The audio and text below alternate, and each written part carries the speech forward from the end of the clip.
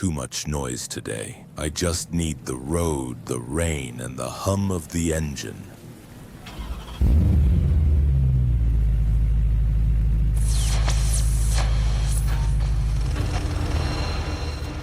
You know, there was a time when I thought I was just bad at relationships.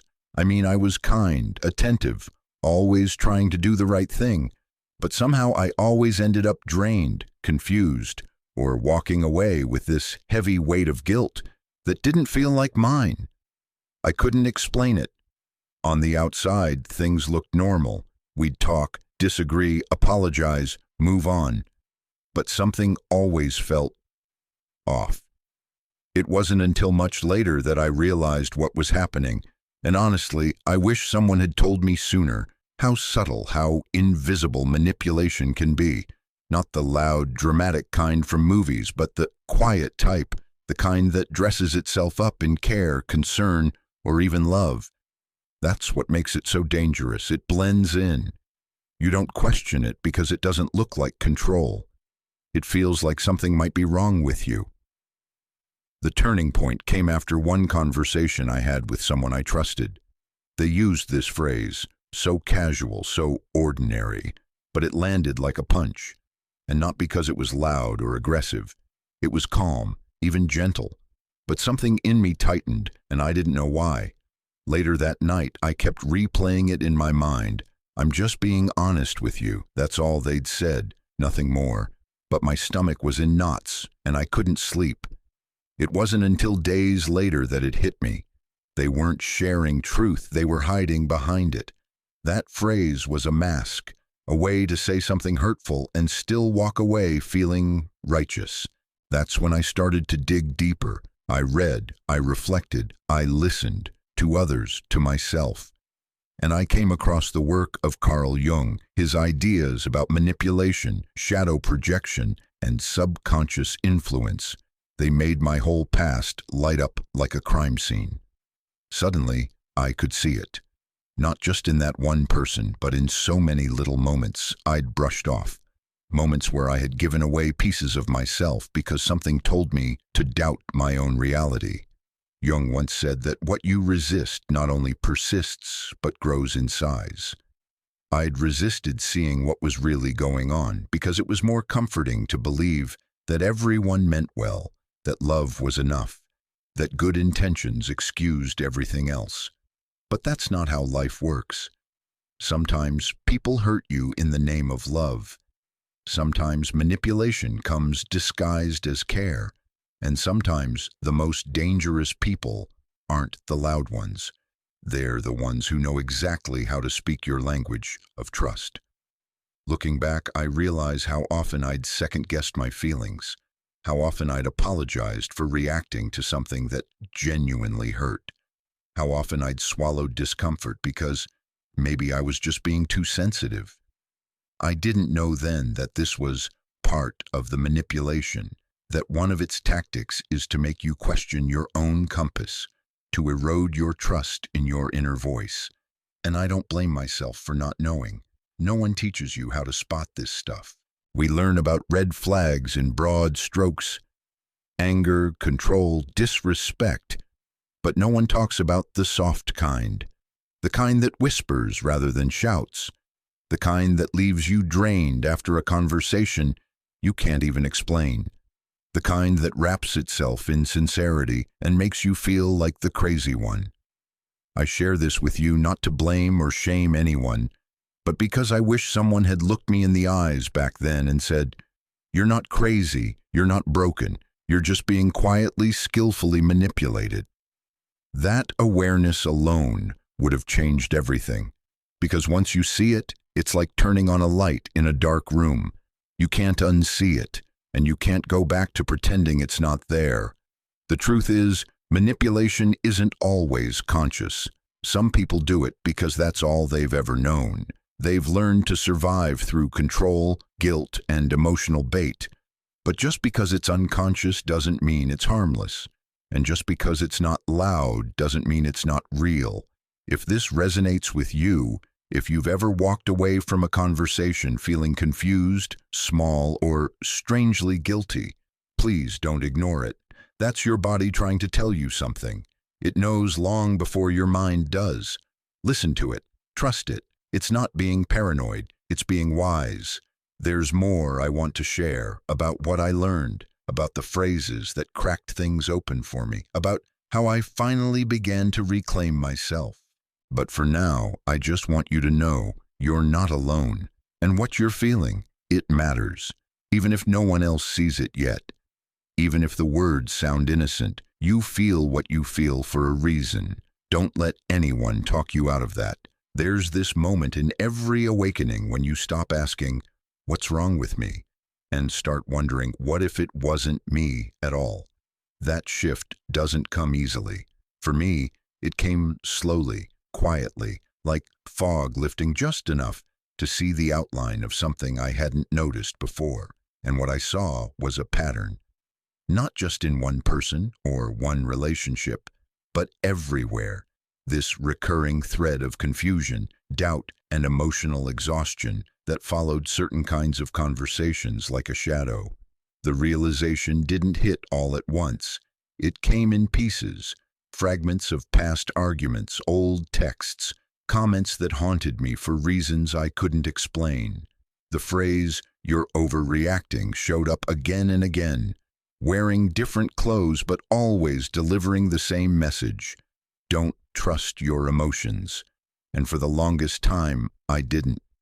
I doubted every instinct, apologized for every feeling, and convinced myself that being mature meant being emotionally quiet. But something about that didn't sit right anymore. I started paying attention, not to what was being said, but to how I felt afterward. And it was always the same, smaller, like I'd shrunk myself to make someone else comfortable, like I had to trade authenticity for peace. I didn't have the language for it then, but now I know I was being gaslit. Carl Jung never used that word. It came into popular language much later, but he understood the mechanism. He spoke of shadow projections, of how people unconsciously cast their own unacknowledged feelings onto others. When someone says, "You're just being dramatic," what they often mean is, "Your feelings are too much for me, and instead of owning my discomfort, I'll make it your flaw." And I believed them. I believed that my sadness was excessive, that my boundaries were unreasonable, that my needs were burdensome. Because manipulation doesn't always come with malice. Sometimes it's so subtle, so socially acceptable, that you internalize it as truth. It seeps in like smoke, slow, silent, suffocating. There's a memory that still stings. I was crying during an argument, not screaming, not throwing things, just quietly breaking, and the person across from me looked me dead in the eyes and said, "You're being impossible right now." That was it, not "Are you okay?" or "Help me understand," just dismissal. And yet I apologized. I actually apologized for having a visible emotion. That moment lives in me like a scar, not because of the pain, but because of how normal it felt at the time. It took me years to undo that reflex, to stop apologizing for my feelings, to start validating my own experience without needing someone else to agree. And the most painful part?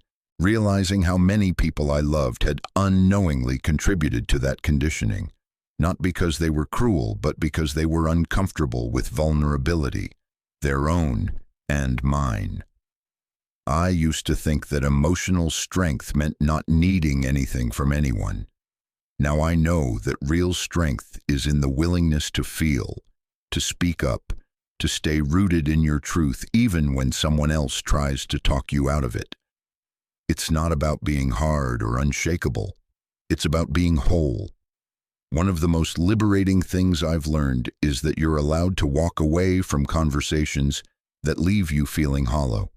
You're allowed to question people who say, "You're too much," or "You're being sensitive." Those statements are not reflections of your worth. They're projections of someone else's discomfort. Jung wrote about individuation, the process of becoming fully yourself by integrating all your parts, light and shadow, logic and emotion. And for me, That journey started the moment I stopped rejecting the emotional parts of myself just because someone else couldn't hold space for them.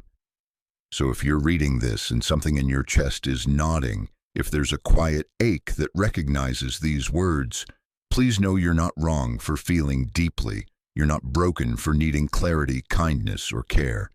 And you're not too much. Maybe you were just in a space that made you believe that your depth was a flaw. The truth, your feelings are sacred. They're the language of your inner world. And anyone who tells you otherwise, anyone who tries to rewrite your experience or gaslight your truth, doesn't deserve the parts of you that took years to grow. You get to protect your peace. You get to take up space, and you get to be exactly who you are, unapologetically. It's strange how often we carry things that don't belong to us. Not physical things, but invisible weights. Shame, guilt, responsibility for someone else's emotions. I didn't even realize I was doing it. I thought I was being supportive, being kind. But somewhere along the line, I stopped being me and started becoming what someone else needed me to be. That's when the pattern fully revealed itself. There's this phrase I used to hear all the time. After everything I've done for you, it sounded noble, even loving. But beneath it, there was always this unspoken expectation, like love had a receipt, like care was a transaction and I hadn't paid my part. At first I felt grateful, then guilty, then trapped. And that's when I understood what Carl Jung meant by the martyr complex. It's when someone disguises control as sacrifice. They keep a mental ledger of every good deed, every favor, every act of kindness. And one day, when you disappoint them or simply choose something for yourself, they cash it all in. I remember a specific moment. I'd made a decision for my own well-being, something small but necessary. And they said, "Wow, after everything I've done for you, this is how you repay me." It crushed me, not because I thought they were right, but because I realized how much I'd given up to avoid hearing that sentence, how often I'd said yes when I wanted to say no, how often I'd bent myself into shapes just to keep the peace. That's not love. That's control wearing a mask of devotion, but I didn't know that at the time. I thought relationships meant compromise, sacrificing a little of yourself to meet in the middle. What I didn't see was how far I had walked away from my own center, how long I'd been standing alone in that so-called middle. Jung taught that true relationship begins with two whole selves, not half people trying to complete each other. But you can't be whole when someone is siphoning your energy through guilt. You can't grow when someone is constantly reminding you of what you owe. And here's the paradox. People who use guilt as a tool often see themselves as victims. They don't say, "I'm manipulating you." They say, "I just give, and no one appreciates me." And part of you wants to comfort them. You want to reassure them that they're seen, that they matter. But in doing so, you disappear. That's how emotional accounting works. You're given a gift with invisible strings, and those strings wrap around your decisions, your freedom, your identity, until one day you look in the mirror and don't recognize the person staring back. I carried that guilt for years. Every time I put myself first, I heard an inner voice whispering, "You're being selfish," but it wasn't my voice. It was planted there by someone who wanted me to feel small so they could feel big. Someone who needed to be needed, not in a loving way, but in a way that gave them purpose through your dependence. Healing, for me, started when I gave myself permission to disappoint people. That sounds harsh, I know, but it was revolutionary. I stopped explaining every no. I stopped apologizing for not living according to someone else's emotional math. I started honoring the truth that love, when real, doesn't come with a balance sheet. I want to say this to you because maybe no one else has. You don't owe anyone your silence, your compliance, or your constant availability, no matter what they've done for you. Kindness doesn't mean becoming a container for someone else's unmet needs. Love doesn't mean disappearing so they can shine. There's a difference between generosity and self-erasure.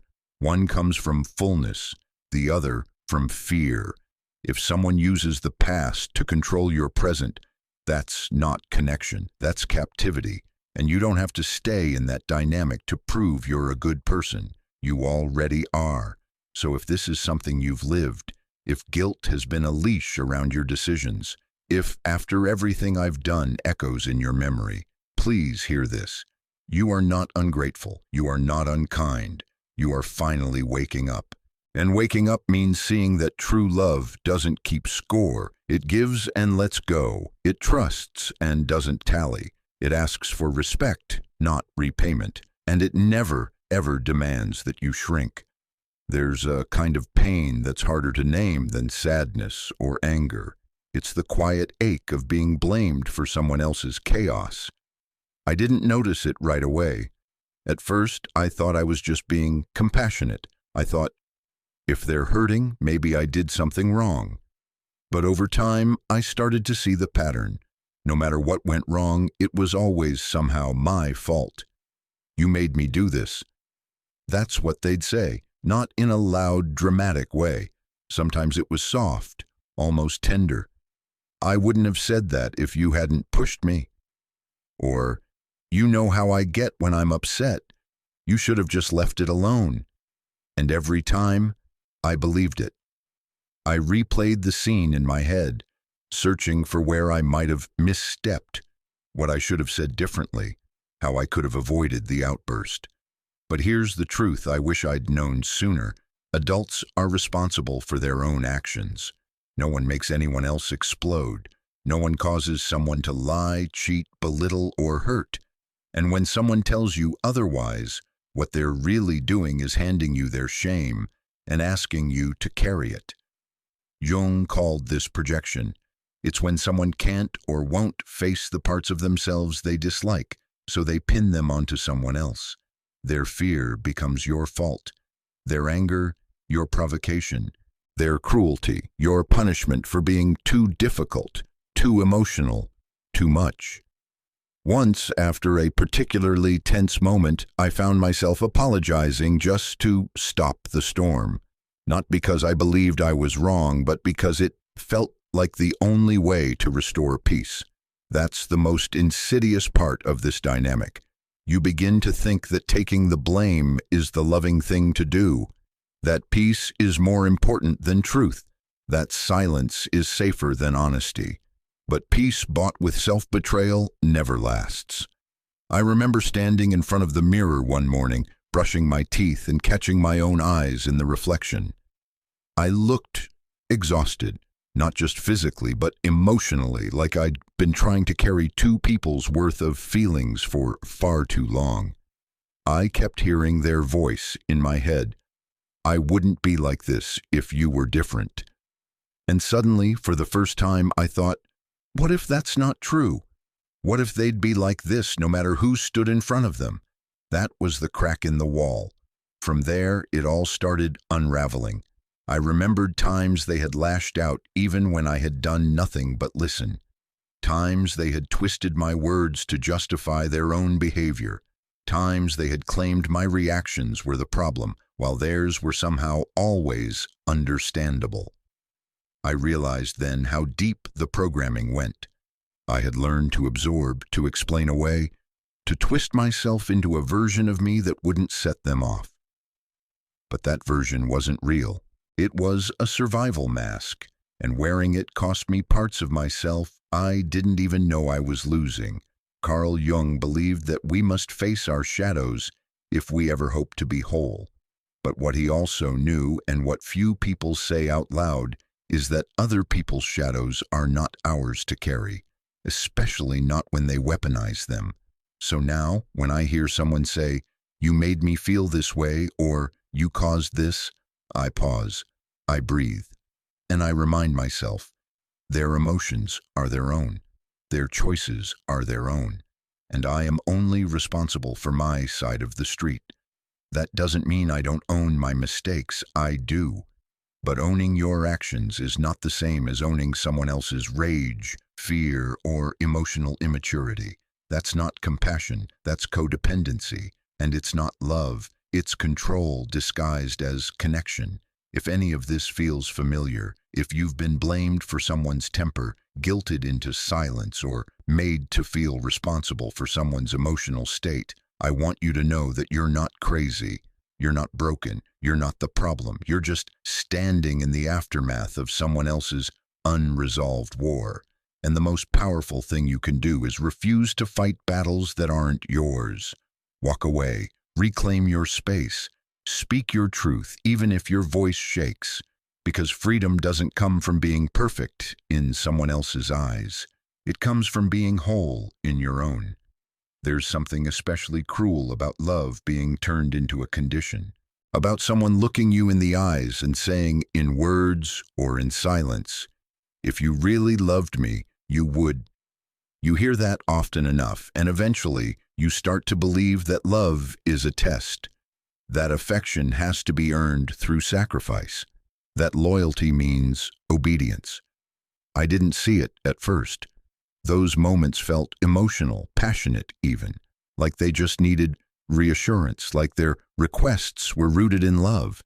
But there's a line between asking for emotional closeness and demanding submission. And when that line gets crossed over and over, it begins to blur. The first time I heard it was almost innocent. If you cared, you'd be here. It sounded logical, but I was exhausted. I'd already changed my schedule, rearranged my priorities, done more than I should have. Still, it wasn't enough. The next time it was, "If you loved me, you'd support me without question." And by then, I had started measuring my love by how often I said yes, even when it cost me. That's not love, that's emotional blackmail. Carl Jung warned us about this dynamic. He spoke of how people use love, our deepest need for connection, acceptance, belonging, as a lever, a way to extract compliance under the guise of closeness. When someone weaponizes love, they're not loving you. They're controlling you through your longing to be loved back. The thing is, love doesn't demand the erasure of self. It doesn't ask you to betray your values or silence your voice just to prove your heart. If anything, real love wants your truth. It celebrates your autonomy. It welcomes your no as much as your yes. But when someone says, "If you loved me, you would," they're rewriting that truth. Suddenly, love has rules. You have to pass the test. And each time you do, the test changes. I can't tell you how many times I twisted myself into someone else's version of loving. I stayed silent when I wanted to speak. I gave when I had nothing left. I apologized for having boundaries. I tried to prove that I was good enough to be chosen. And maybe the hardest part was that I truly believed I was being kind, that this was maturity, that compromise meant sacrificing myself without question. It wasn't until I looked at myself, tired, anxious, disconnected from my own needs, that I saw the truth. I wasn't in a relationship. I was in a performance. And the role I'd been given was the ever-giving, ever-pleasing version of love. That's not sustainable, and it's not real. When Jung talked about individuation, about becoming your full self, he understood that real connection only happens between whole people, not between a controller and someone who's been convinced they must earn their worth. It took me a long time to realize I didn't have to keep proving myself. That love isn't about doing things to avoid abandonment. That if someone only sees your value when you obey, it's not your value they care about, it's their control. And here's something no one tells you. Sometimes the most loving thing you can do is walk away from someone who makes your worth conditional. Not to hurt them, but to honor yourself. There's this moment when you stop trying to be chosen and start choosing yourself. And that moment changes everything. Because once you stop performing, the people who really see you, who really love you, will stay. Not because of what you give, but because of who you are. So if you've ever heard, "If you loved me, you would," and it made you feel small or guilty or cornered, Please hear me when I say that's not love speaking. That's fear. That's control. That's someone trying to outsource their unmet needs onto you. You don't have to carry that weight. You don't have to keep proving yourself to be loved. You already are enough, as you are, without conditions. There's something uniquely disorienting about being told you're responsible for someone else's emotions. Not in a healthy, empathetic way, where you care how your actions impact others, but in the way where someone looks at you and says, "You ruined my day," as if your mere presence had that much power. At first, it almost feels flattering, like your role in their life is so significant that you must matter deeply. But that feeling fades quickly, replaced by tension, shame, and a constant sense of walking on eggshells. I lived in that space for longer than I care to admit. Every time they seemed upset, I'd ask myself, what did I do wrong? Even if I hadn't said anything, even if I was just being quiet or tired or needing a little space, I'd scan my memory for mistakes, overthink every conversation, replay our interactions like surveillance footage. It was exhausting, and what's wild is I thought that was love. I thought taking responsibility for their moods meant I was being supportive, thoughtful, present. But the truth is, it wasn't love. It was entanglement. Carl Jung described this dynamic as a reversal of responsibility. When someone doesn't know how to handle their own inner chaos, they project it outward. They hand it to you and say, "Here, this is yours now." And if you're someone with a soft heart and a deep sense of empathy, like I was, you accept it, you carry it. You start believing that if you were more patient, more careful, more perfect, they'd be okay. But that's a lie. No one, no matter how kind, wise, or loving, can regulate another person's emotional world. We can support, yes, we can listen, but we cannot own their reactions. And the moment someone starts saying things like, "You make me feel this way," or "This is your fault," without taking any accountability, you're no longer in a relationship. You're in a power dynamic. I remember one evening clearly. I had had a rough day, just emotionally depleted. When I walked in the door, I didn't smile. I didn't engage. I just needed a moment to breathe. And their response? "Wow, thanks for ruining the vibe." It hit me like a slap, not because it was loud, but because it instantly flipped the script.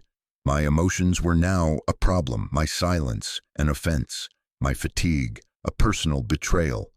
That was the night I realized how often I had swallowed my own needs to avoid upsetting them, how I had trained myself to perform happiness, to adjust my tone, my face, my timing, all to keep the peace. But it wasn't peace. It was self-abandonment. Jung said that the body knows before the mind does, and I believe him, because even when I couldn't find the words, my body was speaking. Tight chest, shaky breath, a sense of guilt that never made sense. My body was saying, "This isn't right. This isn't yours." If that sounds familiar to you, if you've ever found yourself feeling guilty for things that weren't even yours to hold, I want you to know that guilt is learned. It's not your natural state. You were taught to take it on, and you can also unlearn it. One of the most empowering moments in my healing came when I stopped reacting, when, instead of rushing to fix their mood, I simply said, "I see that you're upset, and I trust you to take care of that." It felt unnatural at first, even cruel, but it wasn't. It was a declaration of truth, of boundaries, of love, for them and for myself. That's what people forget. Boundaries aren't walls, they're bridges. They create clarity. They allow real connection to happen, not the kind built on obligation or guilt, but the kind rooted in mutual respect. If someone truly cares for you, they won't make you responsible for their emotional storms. They'll share, but they won't offload. They'll express, but they won't accuse. They'll show up, but they won't expect you to fix them. So let this be your permission slip, your reminder that it is not your job to carry someone else's emotional weather. You can care without carrying. You can support without sacrificing your peace. And you can be loving without being responsible for someone else's healing. That's not cold. That's healthy. That's real. And it's how love survives without turning into bondage. There's a silence that follows awakening. Not the kind that's peaceful, but the kind that's heavy. Like standing in the wreckage of something you thought was real, only to realize it was built on illusion. That silence came for me after I began seeing the patterns clearly, after I stopped explaining them away, after I stopped pretending that love should feel like guilt or loyalty should feel like shame. The hardest part wasn't spotting manipulation in strangers or distant acquaintances. It was seeing it in the people I loved most, the ones I grew up with, the ones who raised me, the ones I shared birthdays and Sunday dinners with.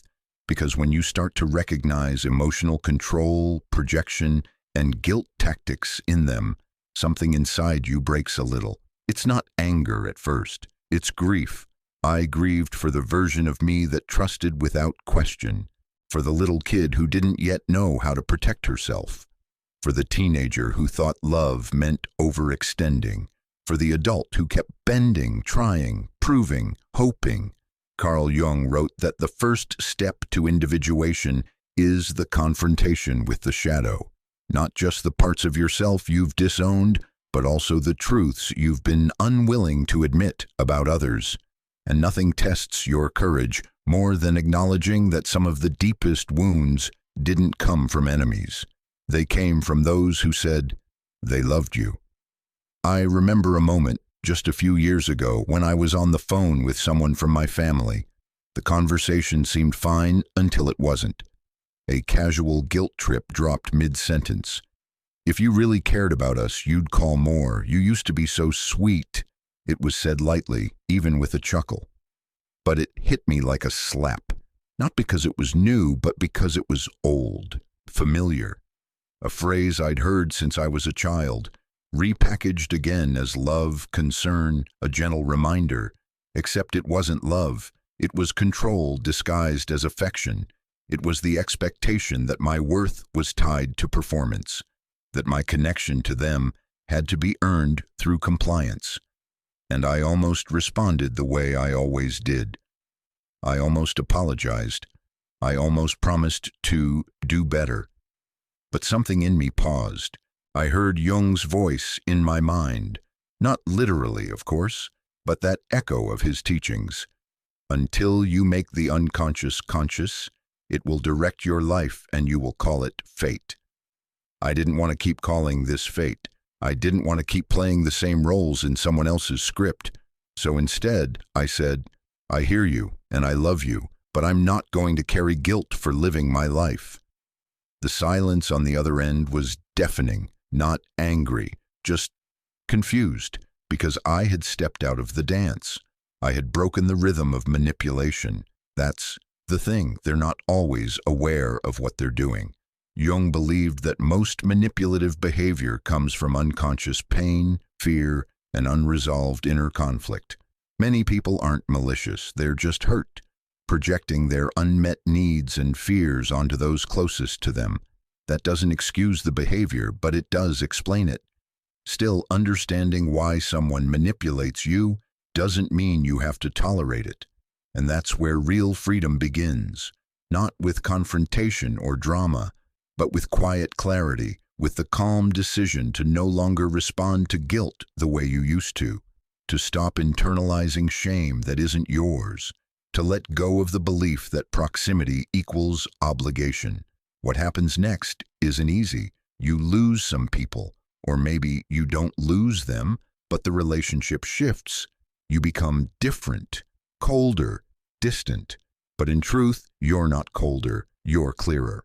You're no longer available to be controlled by hidden contracts and emotional debts. And the irony, some of those very same people, once they realize their old tools no longer work, begin to meet you with more honesty, with more respect. Not always, but sometimes, because your clarity becomes an invitation.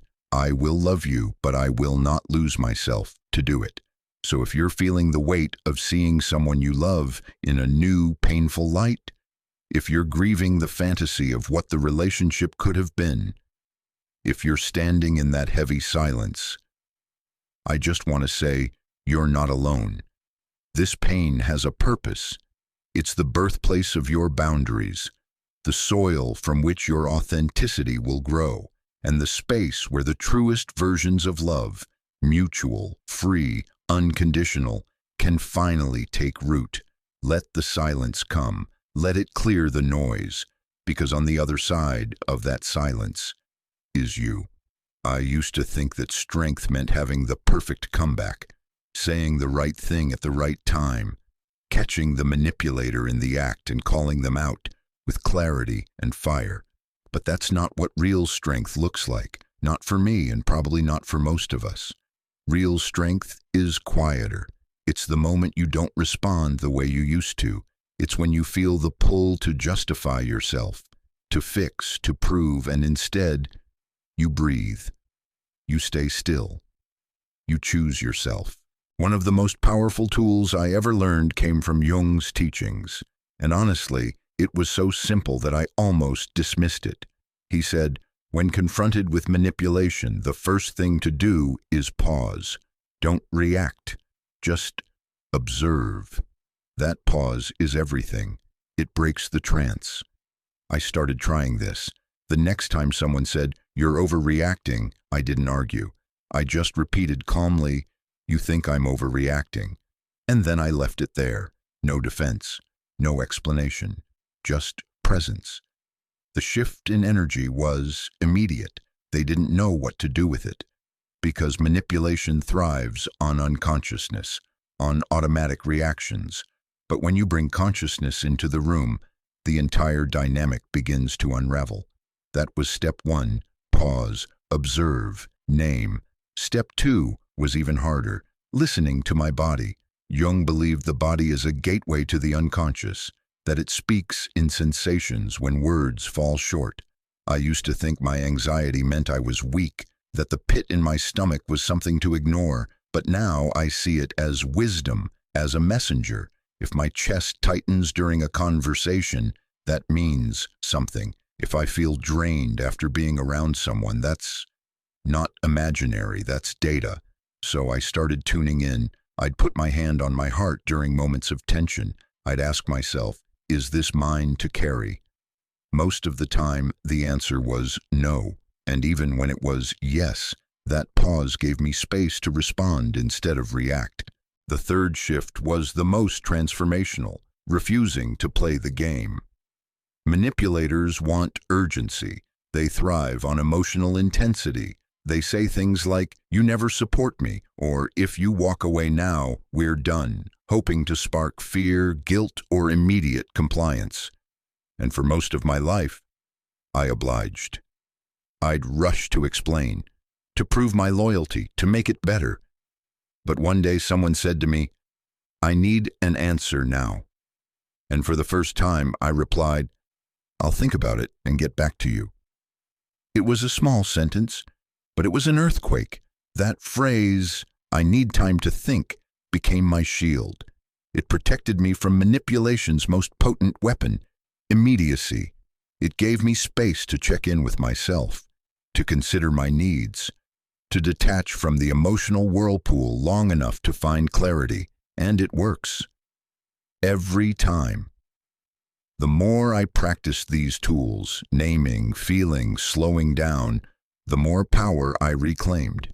Not the kind of power that dominates or controls, but the kind that anchors, the kind that says, "I am here, I know myself, I trust what I feel, I don't need your approval to believe my truth." Jung always emphasized that awareness is the first step toward transformation, and once I became aware of the patterns, they lost their grip. Not because they vanished, but because I no longer danced to their rhythm. I had created my own. People noticed the change. Some pushed back. They accused me of being cold, distant, hard, but I wasn't any of those things. I was just clear. I still cared. I still loved. But I wasn't available for emotional manipulation anymore, and yes, some people fell away, but the ones who stayed, they rose to meet me at this new level, with respect, with honesty, with mutual care. Those were the relationships worth keeping. I won't pretend this process was easy. It wasn't. It still isn't. There are days when I slip into old patterns, days when someone's disapproval makes my chest tighten or my inner child want to explain herself. But now I have the tools. I have the pause.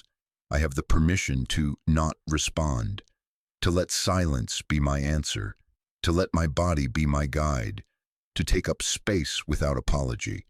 So if you're just beginning this journey, if you're starting to notice the subtle ways others try to steer your emotions, your decisions, your sense of self, know this: you are not powerless. You are not overreacting. You are awakening. And the more awake you become, the less their tactics work. Because once you reclaim your attention, your breath, your response, you take back your life, one clear, grounded moment at a time. If this felt meaningful to you, it might mean something to someone else too. So hit like, leave a comment, or subscribe. That's how YouTube knows to share it with others. Maybe together, we can help someone see things a little differently.